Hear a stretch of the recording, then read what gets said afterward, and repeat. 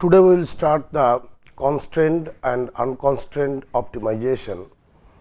In the first lecture, we will discuss little bit about the preliminaries of optimization. If you see what is optimization, optimization usually we tell as a mathematical process. Optimization is a mathematical discipline that concerns with the minimum, finding the minimum or maximum value of an objective function, where the objective function consisting of one or more than one variables subject to certain constraints or restrictions we say.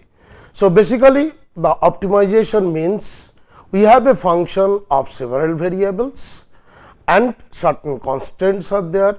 We want to optimize it, that is we want to minimize or maximize the function.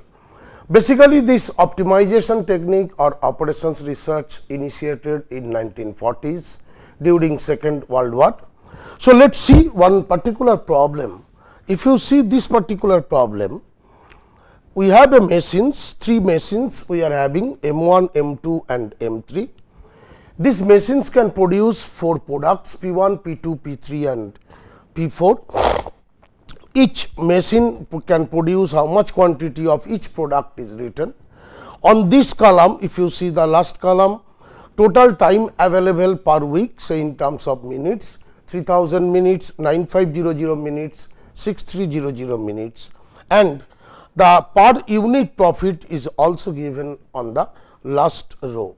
So, if I want to develop an optimization problem from this, where I have some machines are producing some products, what is the production rate that is given to us, what is the time available that is given to us, and what is the unit profit that also is given to us.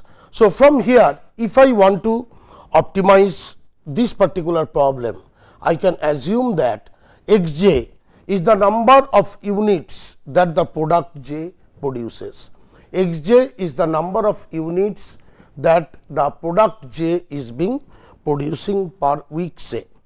So, our point will be we can develop a function z equals, what will be the this one, our aim is I am producing x1 quantity of product P1, x2 quantity of product P2 like this, and per unit profit is this one.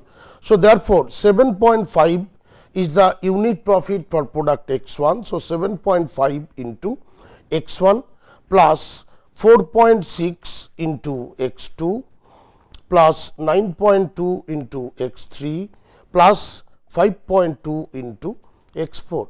So, this is the actual profit if I am producing x1 quantity of product P1, x2 quantity of product P2, x3 quantity of product P3 like this, and their unit profit is this. I can find out one objective function like this. So, this is a function z which is a function of 4 variables, but this is only not the thing. There are certain constraints, because each machine can produce a maximum quantity of each product and the time constraint is also given. That means, if you see this first row for the machine M1, it can produce maximum of 2.7 of product P1, that is 2.7 x1 it can produce, plus for product P2 it is 3. So, it is 3 x2 plus 4.6 into x3, here it is 4.6, and for the product 4 it is 3. So, it is 3 x4. So, this is the, this machine can produce these 4 products within this time, but we have the available time limit is 3000. That means, I have to produce this total product, this one within this time. So, it should be less than equals 3000. That means, total time cannot exceed the 3000 units of time. Similarly, I can create another one for the second row, that is for machine M2, that is 2 x1 plus 7 x2 plus 2 x3 plus 5.1 into x4 which should be less than equals 9500. So, this is the second one, and for the third machine it is 2.4 into x 1 plus 4 x 2 plus 6.1 into x 3 plus 3 x 4, which is less than equals 6300. So, if you see, this is the objective function and these are the constraints or the restrictions, where obviously I will tell that x j is greater than equals 0, where j is 1, 2, 3 and 4. Since these are the products, so they cannot be negative. So, like this way I have formulated for this particular table one optimization problem. If you see here, this is the objective function and this is the constraints. So, optimization is a technique by which we can find out the values of the decision variables, say here x 1, x 2, x 3 and x 4, which will satisfy these constraints. And since it is a objective function and this is a profit function, so obviously we will try to maximize this function. Always we will try to maximize. So, maximize z equals this subject to this one. So, this is the basic idea of the optimization. Now, your optimization, if you see, various type of optimizations are there. One I can tell as constrained optimization, another one we can tell as unconstrained optimization. The meaning of constrained and unconstrained optimization means, unconstrained means only you have the objective function and you want to find out the optimum value of this objective function without using these constraints. So, this is if these particular constraints are not there, if I have only say max z equals x 1 plus x 2. So, this is one unconstrained optimization problem, whereas if I have the constraints, then we can tell that this is a constrained optimization. So, this second one is the constrained optimization, whatever we have discussed. So, this is one part.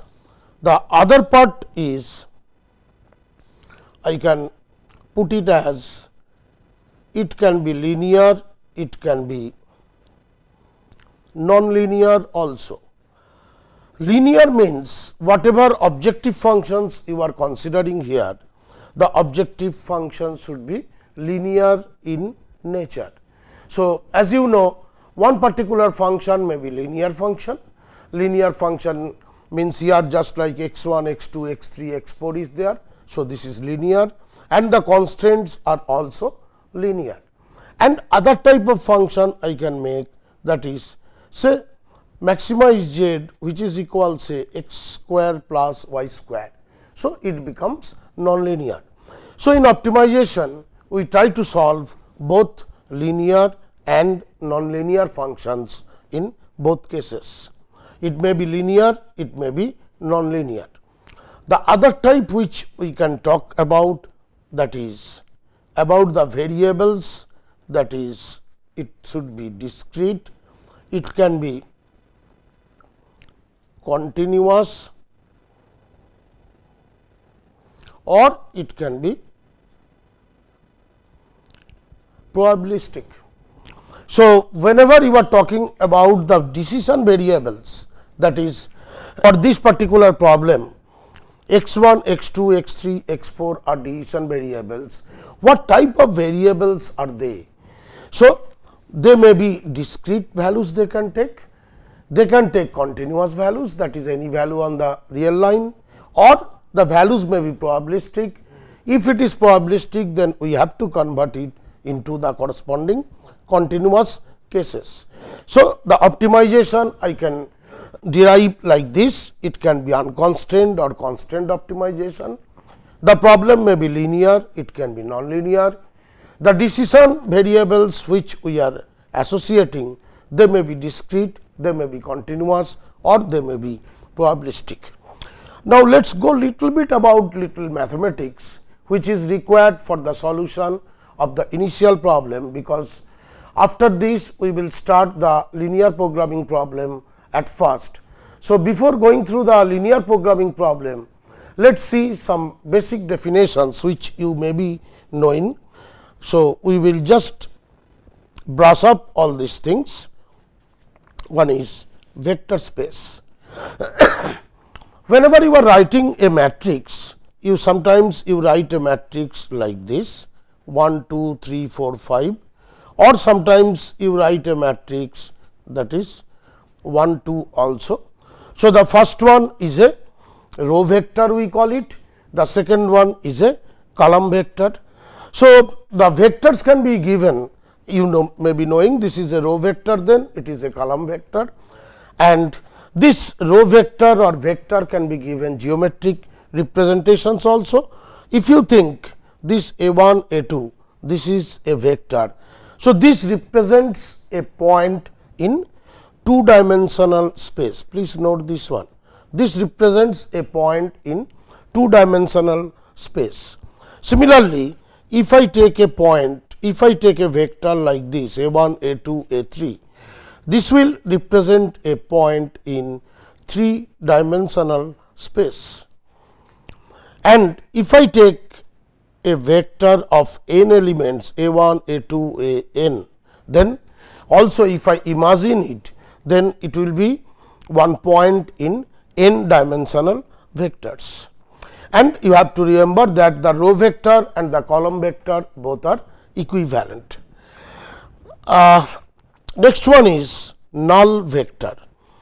Null vector is denoted by this O, where all the elements are 0 of that vector, that is it will look like this. So, this is a null vector. Similarly, you are having the unit vector. Unit vector we define like this. I can tell E1 equals this thing,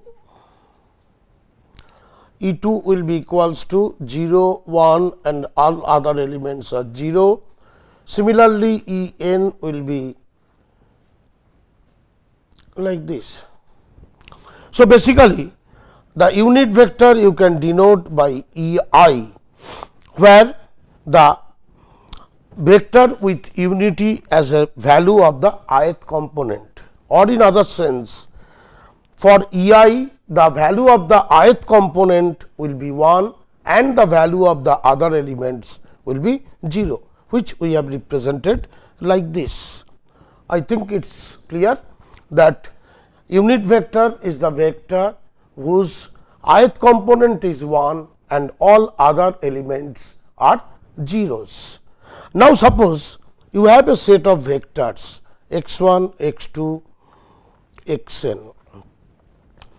So, you have set of n vectors which is say closed, which is closed under addition and multiplication, which is closed under addition and these two factors multiplication. Then we call that this set of n vectors will form a vector space. So, basically what is a vector space? If I have a set of n vectors x1, x2, xn, which is closed under addition and multiplication, then this set of n vectors will form a vector space.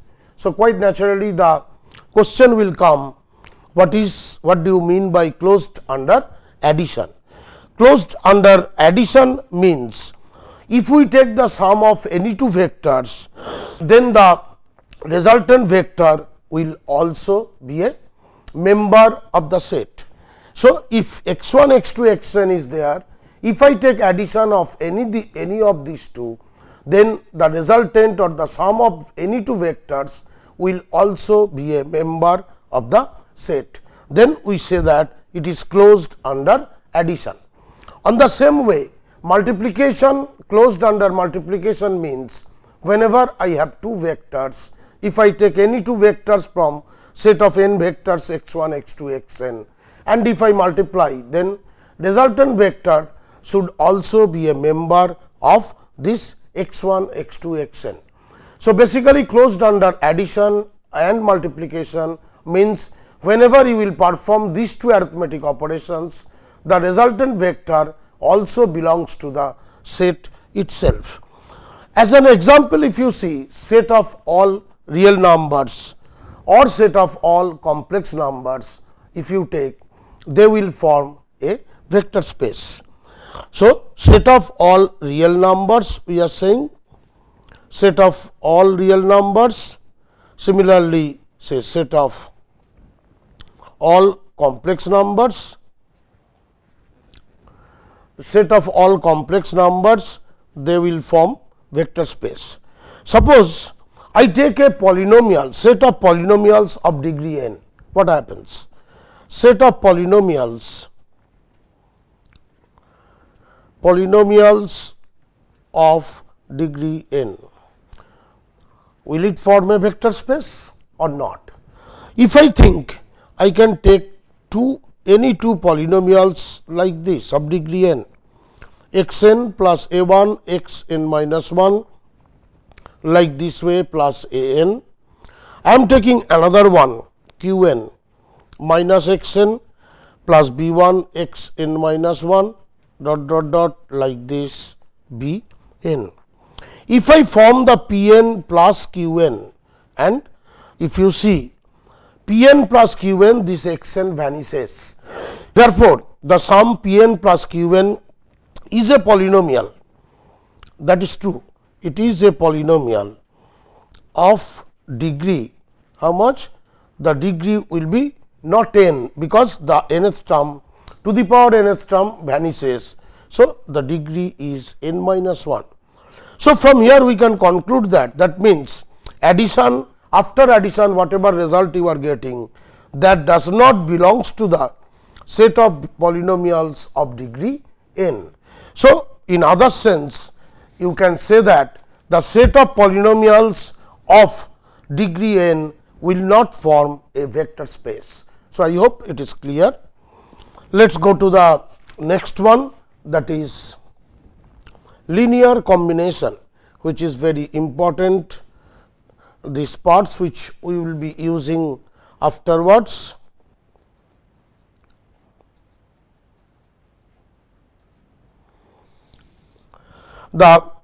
You have a vector A, I am just writing in simple form, belongs to R n, say this will be a linear combination of the vectors a 1, a 2, a n, if we can form like this: A equals lambda 1 a 1 plus lambda 2 a 2, like this way, plus lambda n a n for some scalars lambda I, for some scalars lambda I. So, if I represent A in terms of some n vectors a 1, a 2, a n, like this way, A equals lambda 1 a 1 plus lambda 2 a 2 plus lambda n a n, where lambda i's are scalars. So, then we say A is a linear combination of a 1, a 2, a n. In addition to this, if summation over I equals 1 to n, lambda I, this is equals to 1.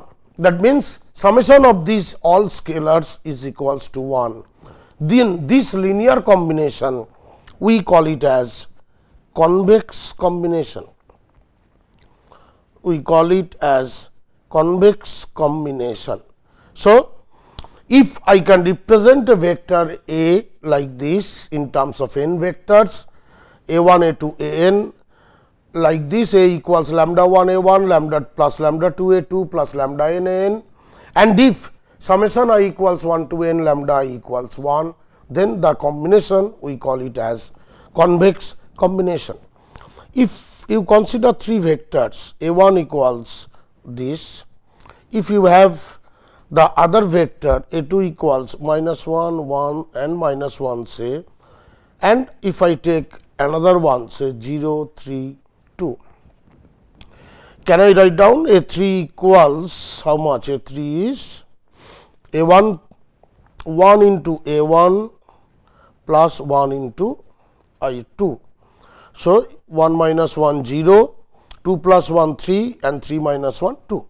So, basically I have 3 vectors A1, A2, A3. I am writing A3 as a linear combination of A1 and A2, where lambda 1 is 1 and lambda 2 is 1. So, this is a combination, linear combination of these two. From this linear combination itself, we come to the other one, that is linear dependence. You may have studied it in matrix notations. Linear dependence. So, you have a set of n vectors A1, A2, An. You have the set of n vectors A1, A2, An, and I will say that this set of n vectors are linearly dependent if there exists some lambda I, not all 0. Some lambda i's I can find out where all the lambda i's will not be vanishing, and this lambda 1 A1 plus lambda 2 A2 like this way plus lambda n An, which is equals to 0. Then we say that A1, A2, An, these n vectors are linearly dependent. So, please note that here all the lambda i's will not be 0. In the earlier example, if you take this example, I think 1 into A1 plus 1 into A2 minus 1 into A3, this is equals 0. 1 into A1 plus A2, this is 0. 2 plus 1 3 minus 3 0. Similarly, 3 minus 1 2 minus 2. So, this is 0. Therefore, we can say that these vectors A1, A2, A3, these vectors are linearly dependent. On the other hand, if you see, if I can find out the vectors such that if lambda 1 A1 plus, let me write it in the next page, that would be better. If you have n vectors A1, A2, An, and like linear dependency, I am getting lambda 2 A2 plus lambda n An, this is equals 0. Say this holds, this one holds if all the lambda is vanishes, that is lambda 1 equals lambda 2 equals lambda n equals 0. Then we say that these vectors A1, A2, An are linearly independent. This we will use frequently. So, please note the definition of linearly independent set of vectors. A1, A2, An will be linearly independent if for some scalars lambda is, we can get one equation like this: lambda 1 A1 plus lambda 2 A2 plus lambda n An equals 0. This holds if all these scalars vanishes, then only we say that these vectors are linearly independent. For example, if I take A1 equals 1 2, say A2 equals minus 1 1, and if I take lambda 1 into 1 2 plus into plus lambda 2 into minus 1 and 1. Can you find out some value of lambda 1, non-zero values of lambda 1 and lambda 2 for which this will vanish? But if we calculate, you will find I am not getting any value. If I solve, this will hold if your lambda 1 is 0 and lambda 2 is 0 only. So, we say that this lambda 1 equals 0 and lambda 2 equals 0. So, this A1 and A2 are linearly independent. So, basically if 3 vectors are two vectors are linearly dependent, geometrically means they lie on the same line, and whenever some vectors are linearly independent, that means one vector can be represented as linear combination of the others. So, that is one thing. Next is spanning set. You have the set of all vectors in Rn. From here, if I can get a set of vectors A1, A2, AR, say, we say that this set of R vectors A1, A2, AR will span or generate Rn. Means, if I take any linear combination of these, that will be a vector of Rn, or in other sense, other way I can tell that from Rn, if you take any vector, that will be a linear combination of this A1, A2, AR. So, therefore, if in Rn I can find out a set of vectors A1, A2, AR, which can generate or span all the vectors of this Rn, then we say this set as a spanning set. This, consider this one E1, E2, En. This set spans Rn, I think, means using this set, linear combination of this set will be giving us any vector of Rn, because I can write down something like this: A equals A1 E1 plus A2 E2 plus AN En. For certain values of A1, A2, AN, I can obtain this value. So, this E1, E2, En spans all the vectors of Rn. Similarly, there is another concept which we call as basic, not basis, but it is basis. So, a basis for this Rn is a linearly independent subset of vectors where which spans the entire space. So, basically basis is nothing but the linearly independent, please note this one, linearly independent set of vectors. These are linearly independent set of n vectors A1, A2, An, which spans the entire vector space, and this we call as the basis. And similarly, your dimension is the number of linearly independent vectors in the spanning set is known as the dimension of the basis. So, in one word, basis is nothing but a set of linearly independent n vectors which spans the entire Rn, and the dimension is the elements, number of elements or number of linearly independent columns of that set. So, next we will start in the next class.